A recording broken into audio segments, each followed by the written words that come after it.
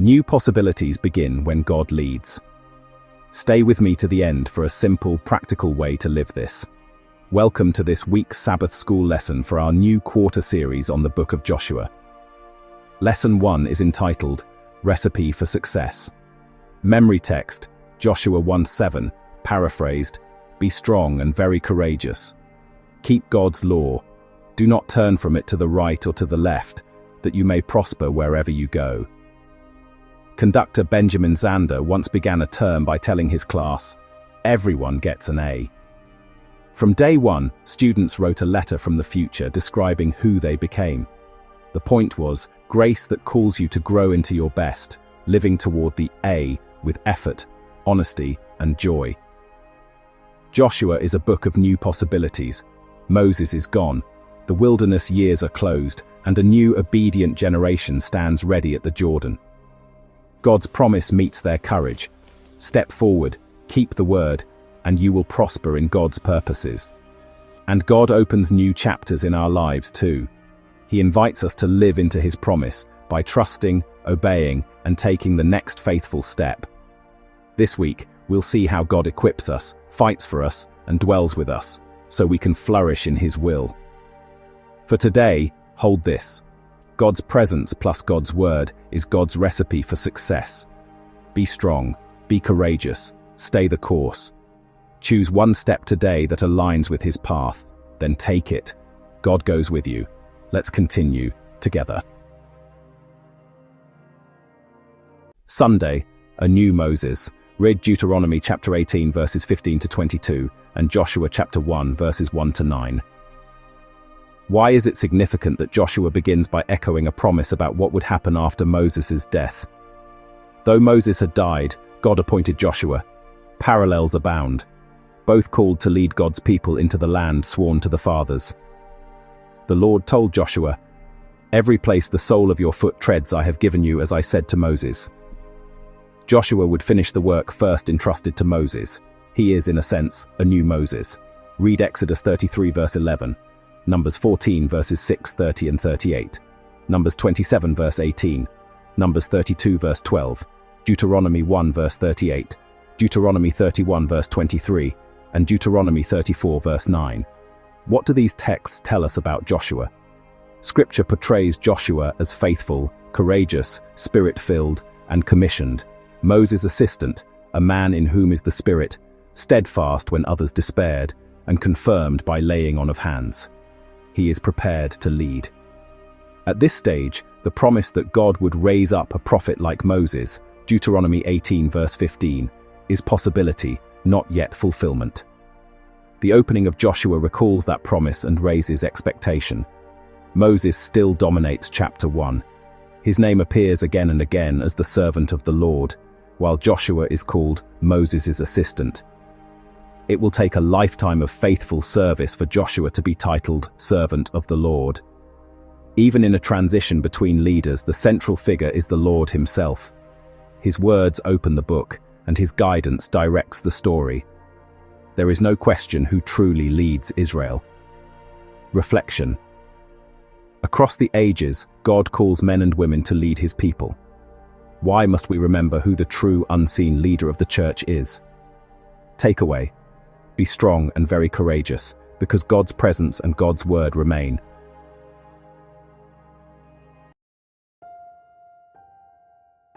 Monday, cross, take, divide, serve. Joshua chapter 1 introduces the whole book.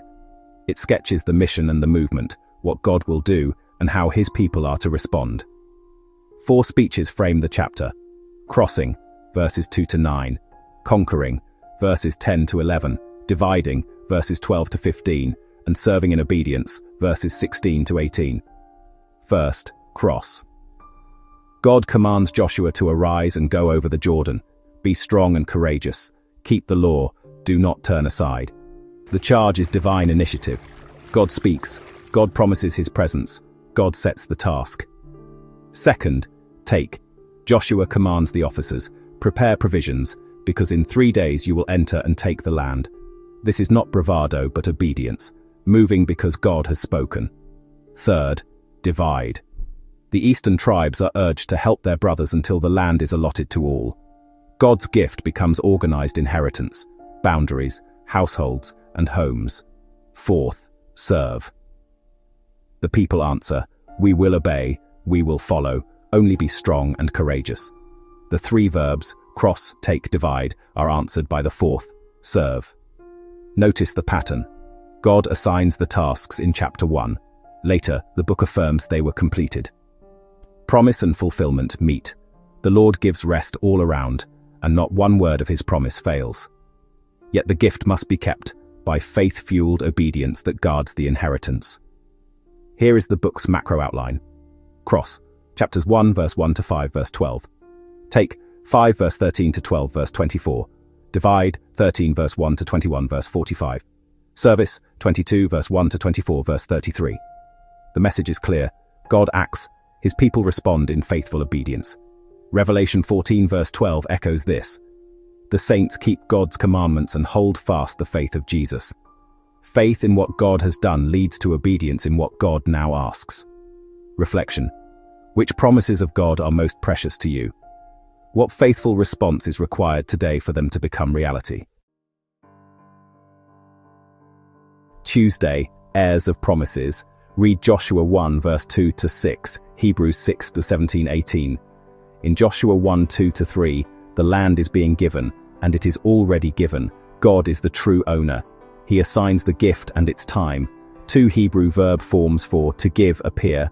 One shows a process, one sounds complete. When God speaks this way, it is the prophetic perfect. His word makes the future sure. The promise has shape. North, south, east, west. Not vague hope, but marked inheritance.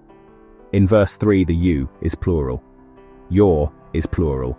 The promise is for all Israel. Joshua stands with Moses in one story. God's plan continues. Chapter 1 repeats all, every, all the land, all the people, all the law. God, Joshua, and the people move in total alignment. Heirs of promises are not people with magic words. Their certainty rests in God's presence. I will be with you. Exodus 33:12-16 says it plainly. Without his presence, Israel is just another nation. With him, they are marked by grace and glory. Jesus echoes this in Matthew 28:20. I am with you always. His presence guarantees the mission. Reflection. Where do you need to step forward, trusting his promised presence today?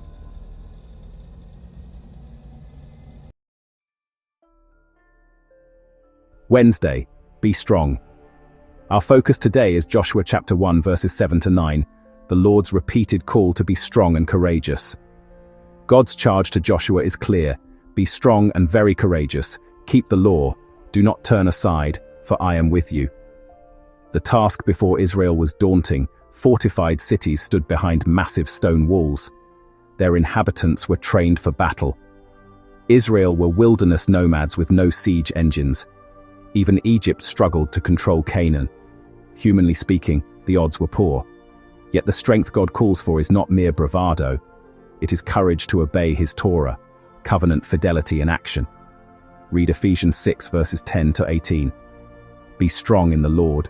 Gird yourself with truth. Put on righteousness and the gospel of peace.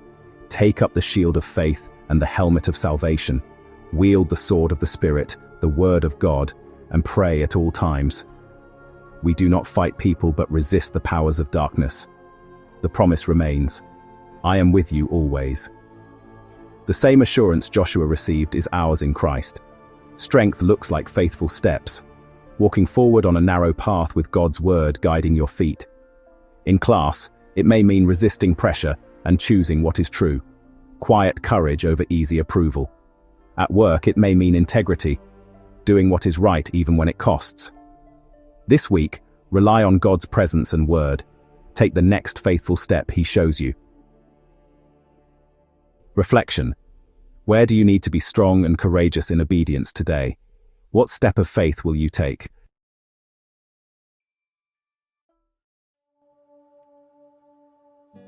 Thursday, prosperous and successful. Read Joshua 1:7-9 with Genesis 24:40, Isaiah 53:10, and Psalm 1:1-3. What does it mean to be prosperous and successful in God's sight? In Joshua 1:8, the Hebrew tzalak means to succeed in what God plans, to advance under his favor. The word sakal can mean to prosper, but also to act wisely, living with holy prudence grounded in God's word. So success is more than material gain. It is harmony with the values woven into God's creation and expressed in his law. Trust in God's promises and obedience to his word are not opponents, they are two sides of one coin. Read Romans 3:31, "Through faith we establish the law, not abolish it. Rightly used, the law becomes our delight, revealing sin and pointing us to Christ's righteousness." However much we seek to obey, our need for Jesus' covering righteousness remains constant. He is our peace and our success. Reflection. Where have your efforts shown your need for Christ's righteousness today, and how will you seek his wisdom to walk in it?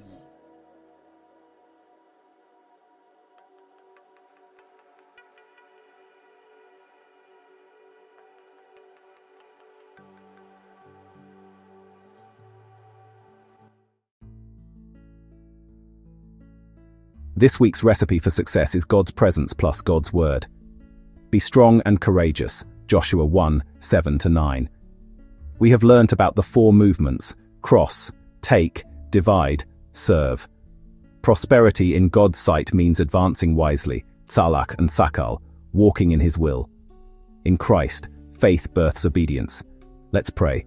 God of mercy, thank you for your presence and your word. Give us strength, wisdom, courage, and holiness this week. Grant deep rest, generous hearts, and bold next steps that honor you. Lead us and keep us close. In Jesus' name, amen. Your turn. Choose one faithful step and take it today: scripture, reconciliation, or integrity. Remember to subscribe, like, and share so others can walk with us. See you in the next lesson.